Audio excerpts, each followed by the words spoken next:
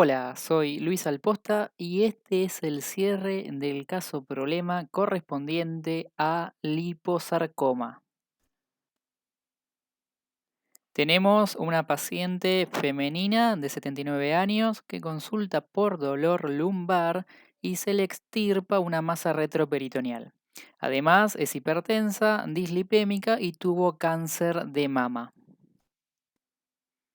En cuanto a definiciones, cuando hablamos de tejidos blandos, nos referimos a todos aquellos tejidos mesenquimáticos extraóseos no epiteliales del cuerpo, excluyendo además vísceras cubiertas del encéfalo y tejidos hematopoyéticos y linfoides. Es decir, que tejidos blandos son el tejido fibroso, el tejido fibrohistiocítico, el tejido adiposo, el tejido muscular esquelético, el tejido muscular liso, el tejido vascular y el tejido nervioso periférico. Todos de origen mesodérmico, excepto este último que es de origen neuroectodérmico. Y cuando hablamos de tumores de tejidos blandos, nos referimos a las proliferaciones mesenquimatosas que de cada uno de ellos y sus componentes se derivan, las cuales tendrán por lo general una contraparte benigna, lipoma para tejido adiposo, radiomioma para tejido muscular esquelético, leiomioma para tejido muscular liso, etc. Y una contraparte maligna, liposarcoma, rhabdomiosarcoma, leiomiosarcoma, etc., respectivamente. La proporción entre tumores de tejidos blandos benignos y malignos es de 100 a 1 como mínimo a favor de los primeros. Respecto a la patogenia y características generales, son un grupo heterogéneo de tumores. Algunos pueden estar asociados a radioterapia, a quemaduras químicas o térmicas, a traumatismos o incluso a virus, como es el caso del sarcoma de Kaposi. Es así que la mayoría son tumores esporádicos. Solo una minoría se asocia a síndromes genéticos, siendo casos puntuales aquellos en los que mutaciones específicas pueden ser utilizadas como marcadores diagnósticos a nivel molecular. Pueden aparecer en cualquier parte del cuerpo, siendo el 40% en miembro inferior, el 20% en miembro superior, el 10% en cabeza y cuello y el 30% en tronco y retroperitoneo. Algunos sarcomas, además, tienen predilección por ciertos grupos etarios, siendo el cuarto tipo de cáncer en pacientes pediátricos, tras los tumores cerebrales, hematopoyéticos y el tumor de Wilms. Respecto al pronóstico, es importante la clasificación histológica por un lado, el grado histológico por otro, según la cantidad de mitosis, la celularidad, el pleomorfismo y el porcentaje de necrosis. Y por último, es también importante la estadiación, según el tamaño, la localización, la profundidad, el grado histológico y la presencia o ausencia de metástasis. En general, los tumores superficiales tienen mejor pronóstico que los profundos.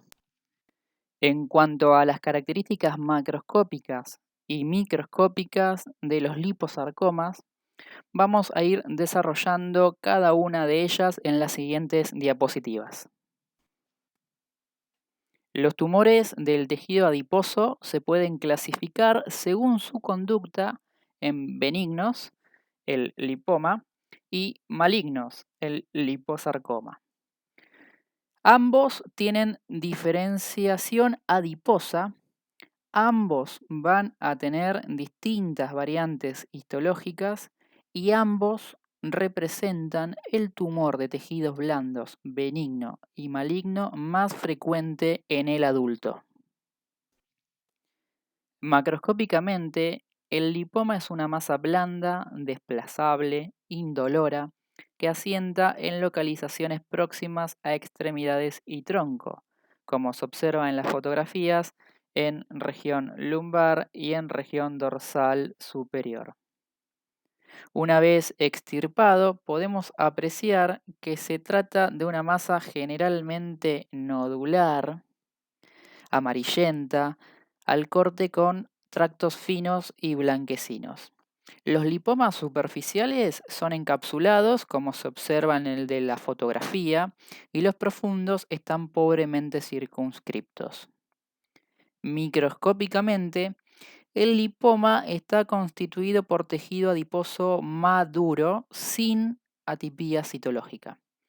Destacan principalmente las membranas celulares que separan cada uno de estos adipocitos maduros, y los núcleos son observados ocasionalmente y desplazados hacia la periferia, como observamos en este sector de aquí y en este otro sector de la microfotografía.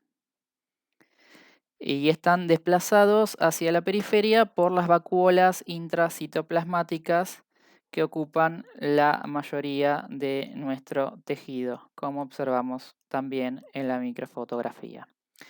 Si además de tejido adiposo maduro identificamos tejido fibroso, mixoide, condral, muscular o vascular, podemos llamarlo fibrolipoma, mixolipoma, lipoma condroide, miolipoma o angiolipoma, respectivamente. En cuanto a los liposarcomas, el 25% es quimiosensible y el 75% es quimioresistente. Por ello, el principal tratamiento es el quirúrgico. Suelen asentar en retroperitoneo y miembros. Son agresivos y suelen recurrir localmente cuando el margen quirúrgico no es el apropiado. Vamos a ver en detalle cada una de sus variantes en las diapositivas siguientes.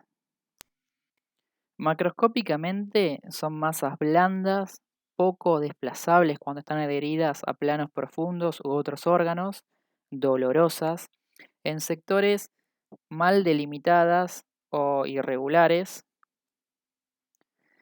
con áreas de aspecto hemorrágico y otras áreas de aspecto necrótico o mixoide. Una pregunta frecuente que surge es si los liposarcomas no tienen cápsula o la misma es incompleta o parcial o tienen márgenes irregulares. ¿Cómo sabe el patólogo cuando el margen está comprometido por el tumor? Observen en la última imagen que la superficie externa del tumor está pintada con tinta china, en este caso tinta china azul. Esa tinta se ve también en el microscopio y representa el margen quirúrgico. Cuando el tumor contacta con la tinta, contacta con el margen quirúrgico. La primera variante histológica la constituye el tumor lipomatoso atípico o liposarcoma bien diferenciado. Constituye casi la mitad de los liposarcomas, es indolente y de lento crecimiento, siendo diagnosticado y tratado generalmente sin haber metastatizado.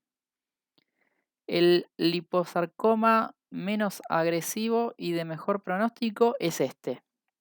Cuando asienta en extremidades, que es lo más frecuente, suelen ser fáciles de extirpar con márgenes quirúrgicos apropiados, es decir, libres de tumor, y el paciente por lo general se considera curado.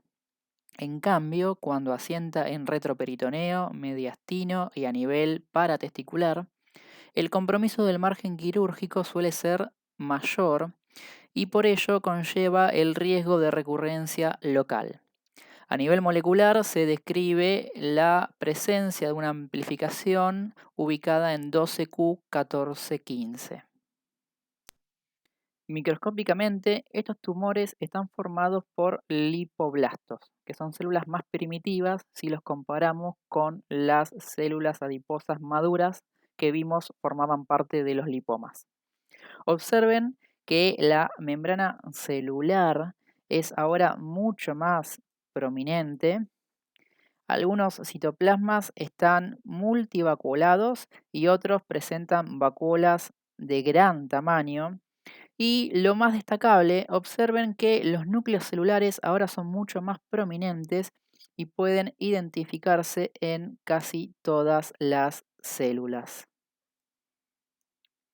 También observen que a nivel intercelular hay mayor grado de vascularización.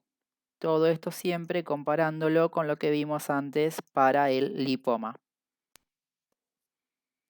La segunda variante histológica la constituye el liposarcoma desdiferenciado, el cual se origina a partir de un liposarcoma bien diferenciado que deja de ser lipogénico, es decir, que deja de formar tejido adiposo, se desdiferencia en parte o por completo y es reemplazado por un tumor celular como se observa en la microfotografía.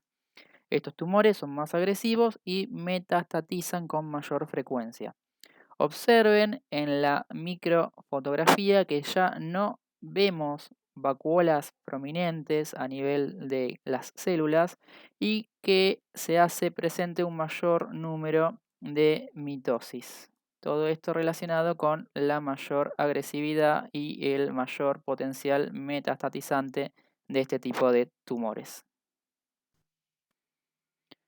La tercera variante histológica la constituye el liposarcoma mixoide o de células redondas. Tiene una conducta agresiva intermedia entre las dos primeras variantes y la cuarta variante, y asienta a nivel profundo en las extremidades. Microscópicamente está compuesta por dos poblaciones celulares. Por un lado, células primitivas mesenquimáticas, que son redondas y no lipogénicas, como se puede apreciar con mejor detalle en la segunda microfotografía. Y por otro lado, lipoblastos no vacuolados, similares a los que venimos viendo en las variantes anteriores. Ambas poblaciones, a su vez, van a estar inmersas en una matriz mixoide, como se observa con mejor detalle en la primera microfotografía. Cuando las células redondas primitivas representan, desde un punto de vista celular, más del 5% del tumor, se trata de una forma menos diferenciada y más agresiva del liposarcoma mixoide y por eso se lo llama liposarcoma de células redondas, que sería el correspondiente a la segunda microfotografía. Observen que hay mucho menos contenido mixoide y de lipoblastos y lo que predomina son las células redondas. La cuarta y última variante histológica la constituye el liposarcoma pleomórfico. Es la variante menos frecuente, pero la más agresiva y de peor pronóstico. Asienta en extremidades inferiores y metastatiza con mayor frecuencia. Microscópicamente está conformada por lipoblastos grandes, pleomórficos, multivaculados, como se puede apreciar en la microfotografía. Presten atención al detalle de que todos los lipoblastos que forman parte de esta tumoración son distintos en forma y tamaño unos de otros. Por eso se dice que son pleomórficos. En cuanto a los factores pronósticos, el tamaño y la localización son decisivos a la hora de decidir si el tumor y el paciente son operables o no. Una vez operado, el estado de los márgenes, si están comprometidos o no por el tumor, nos indicará el riesgo de recidiva local, considerando un margen apropiado como aquel que dista entre 2 y 3 centímetros del tumor. La importancia del tipo de variante histológica y el grado de diferenciación histológica asociado a cada una lo hemos discutido en las diapositivas precedentes. Recuerden que siempre deben investigarse la presencia o ausencia de metástasis y que todos estos conceptos que hemos enunciado recién son tenidos en cuenta y englobados al estadificar al paciente. Muchas gracias.